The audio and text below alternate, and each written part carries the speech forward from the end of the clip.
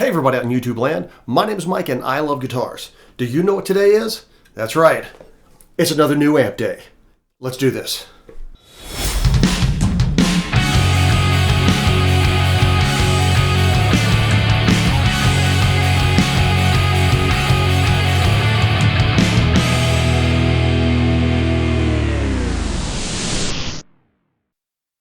A couple of months ago, I was checking out one of my favorite local pawn shops when I came across this EVH 5153 LBX2 head.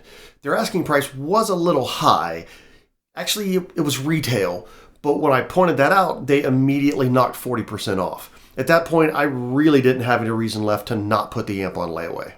The amp is in almost perfect condition. The only real issue with it is that it's missing the small black chicken head knob on the concentric gain pod. I've already emailed EVH Gear Support for a possible replacement, but they said they just don't have anything. I'm currently looking at third-party suppliers, but haven't found the perfect match just yet. The LBX2 is an EL84 powered 15-watt lunchbox style amp. It has concentric gain and volume pots for independent channel controls, while the EQ controls are shared across both the blue and green channels. The back panel has a single speaker output jack, an impedance selector switch, a shared resonance knob, a foot switch jack, effects loop send and return jacks, and power, standby, and power level switches. With the power level switch, you can go from 15 watts all the way down to 3.5 watts. Okay, I know you guys don't really care about all that boring stuff anyway, so let's go ahead and plug it in and see how it sounds. We'll start on the blue channel with all the controls at noon and just go from there. I'll be using my 2004 Gibson Explorer Standard with a DiMarzio X2N pickup in the bridge position.